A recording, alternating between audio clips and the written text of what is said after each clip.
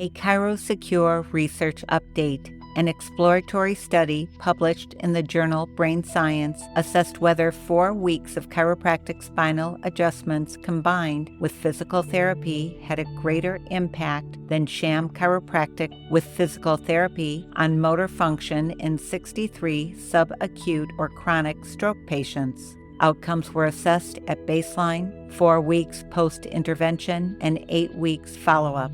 Data were analyzed using linear mixed effects models or generalized linear mixed models. A post-hoc responder analysis was performed to investigate the clinical significance of findings.